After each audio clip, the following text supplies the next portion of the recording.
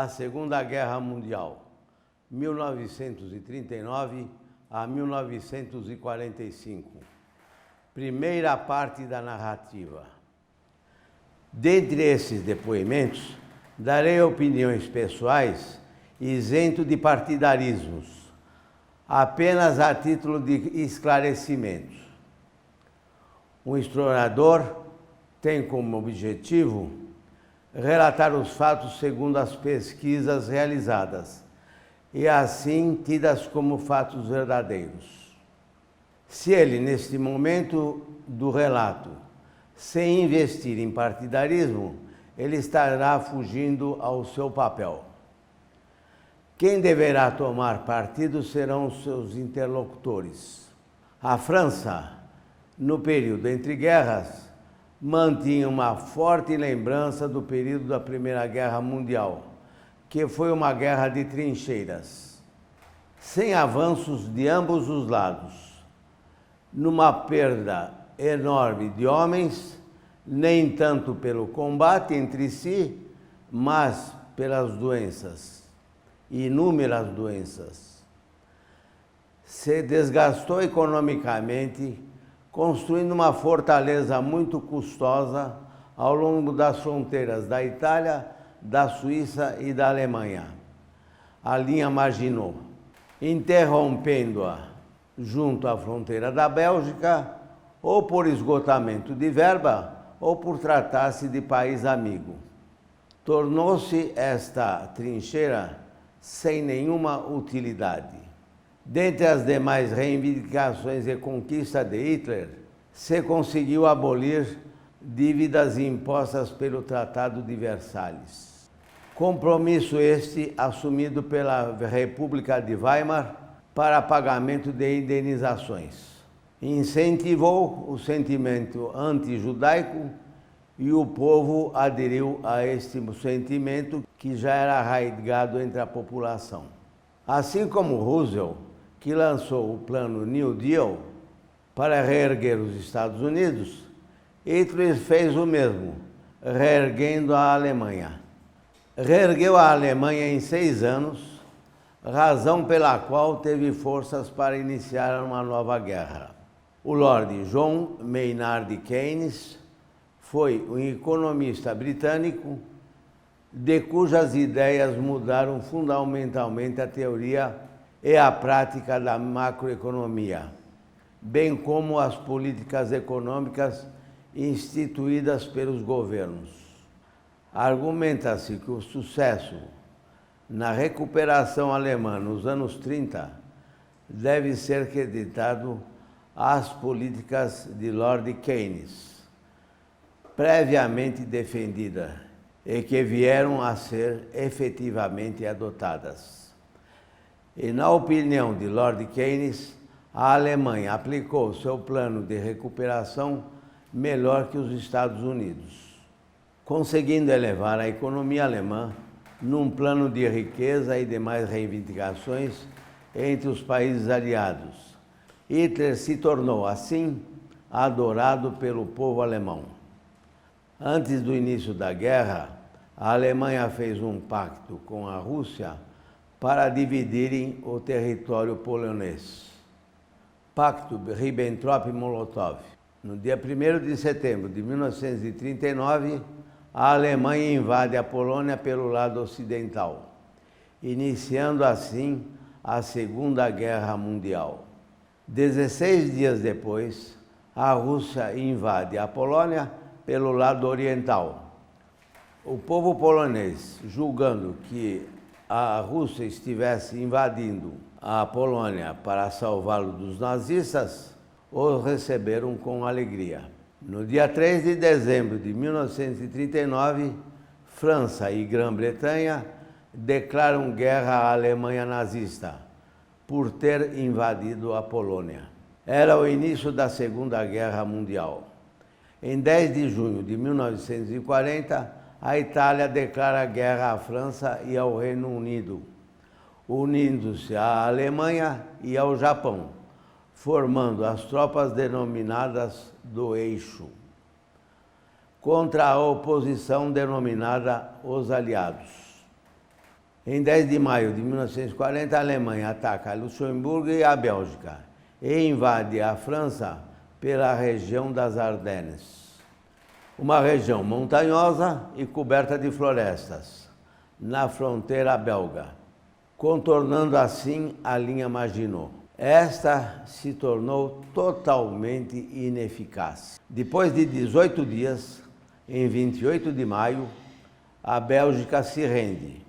Nova tática de guerra foi usada pela Alemanha, a Blitzkrieg, que consiste em ataques rápidos ao inimigo, atacando o inimigo de forma rápida, destruindo as posições inimigas com tanques e ataques aéreos, precedendo assim a infantaria, que viria logo atrás.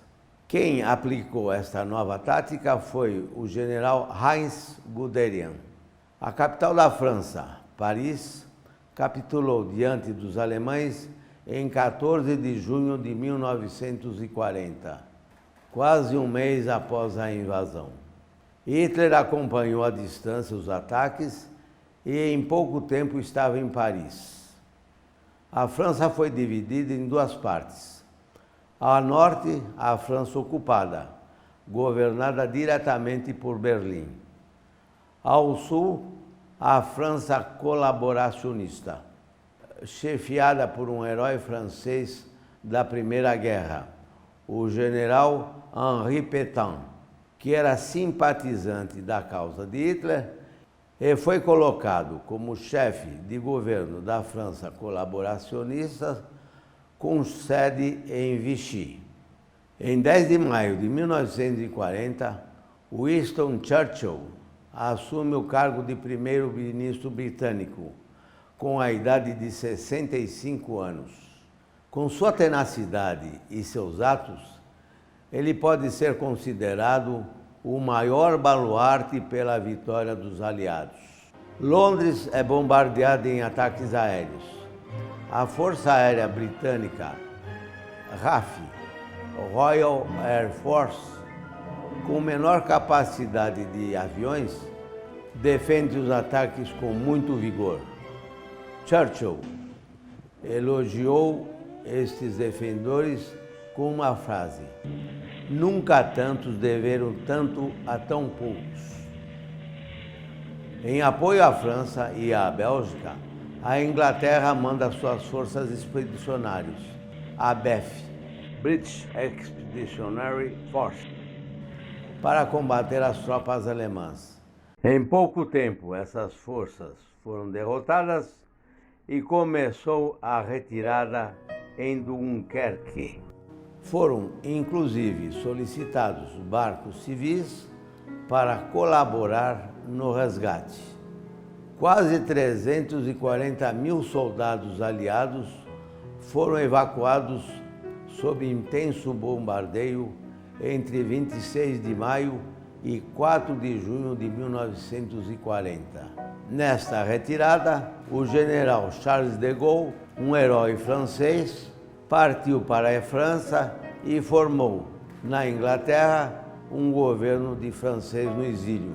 O poderio da Luftwaffe, a Força Aérea Alemã, era bem superior à RAF, razão dos ataques aéreos. Em contraposição, a Marinha Inglesa era bem superior à frota alemã. Daí, os alemães não se aventuravam a lutar no Canal da Mancha, a não ser com submarinos.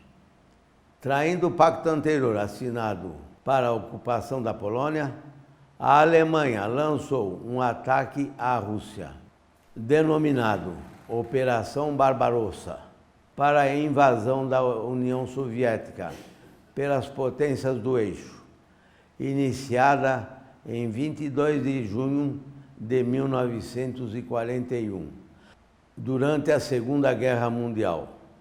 Foi projetado para alcançar os objetivos ideológicos da Alemanha nazista de conquistar a União Soviética, para que ela pudesse ser repovoada pelos alemães e usar os povos eslavos como força de trabalho escravo, e também para aproveitar as reservas de petróleo do Cáucaso e dos recursos agrícolas dos territórios soviéticos. Iniciaram o ataque e, ao meu ver, bastante falho. Abriram uma larga frente desde São Petersburgo, bem ao norte, pelo meio chegando a 20 quilômetros de Moscou e atingindo Stalingrado ao sul, visando as reservas do petróleo no Cáucaso.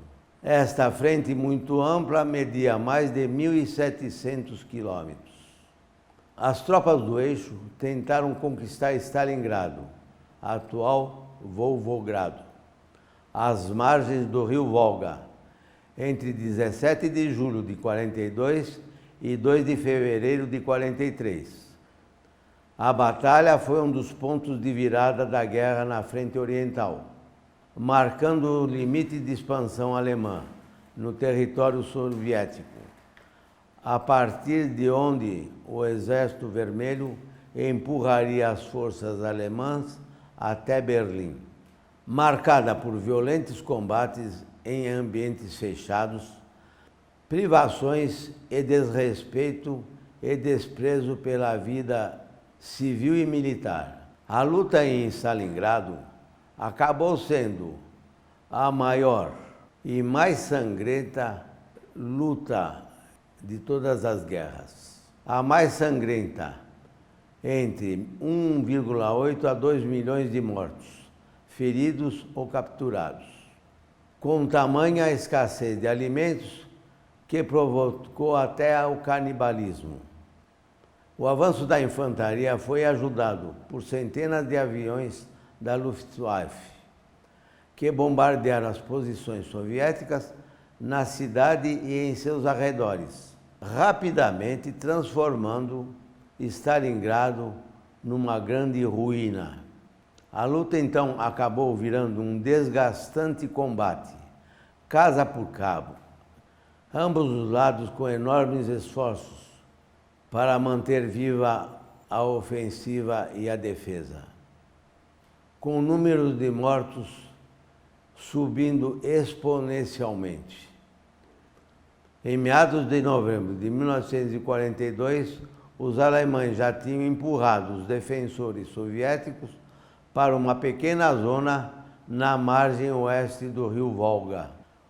Nesse instante, o Exército Vermelho começava a mobilizar uma grande tropa na margem oposta do rio.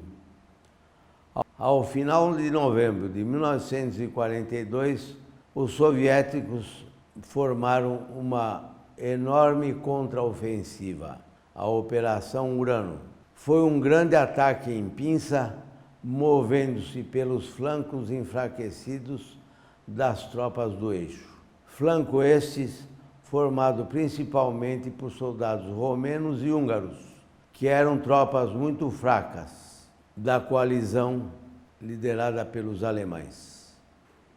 Um general russo provindo da classe do povo, diverso daqueles que provieram da Rússia Imperial, de nome Georgy Zhukov, foi o estrategista que venceu a batalha contra a Alemanha. Deixou que as forças do eixo avançassem rapidamente e, com isto, enfraquecendo a retaguarda.